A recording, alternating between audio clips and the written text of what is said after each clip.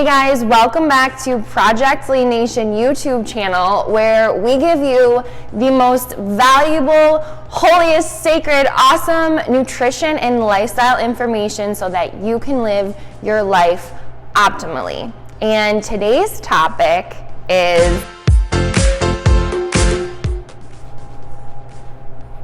gluten. I will tell you this, a gluten-free diet can be one of two things: healthy or unhealthy.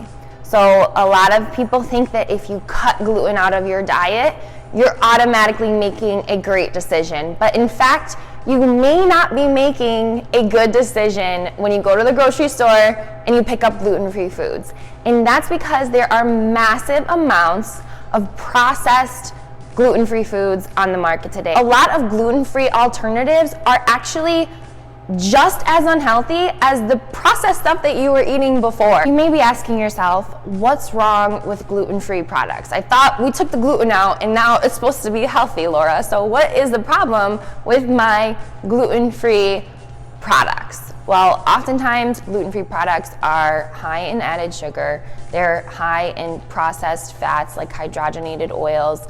They are high in additives because when you take the gluten out, what gluten does is it helps everything stick together. And so food companies have to figure out how are they going to make this food stick together without gluten. So they add a bunch of stuff to it.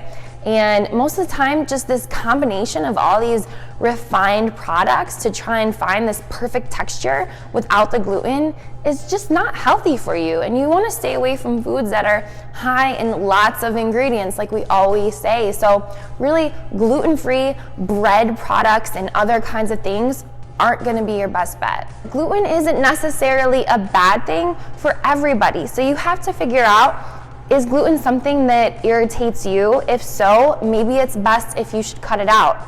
If you cut it out, make sure you are replacing the things that you used to eat with healthy, whole foods, not processed gluten-free foods. You may have started a gluten-free diet and you're not sure why you still don't feel good. And it could be because all you did was simply replace a processed bread containing gluten with a processed bread that doesn't contain gluten. If your tests come out negative and you still think it's an irritant, then process of elimination. Go without it for 30 days and then add it back in and see how you feel. If you don't feel good, then keep it out for good. If you do decide to keep it out, remember what I said and don't turn to gluten-free baked good alternatives. You want to keep your diet centered around whole foods that are naturally gluten-free. Gluten-free diet can be really ugly or it can be really pretty, and you want to make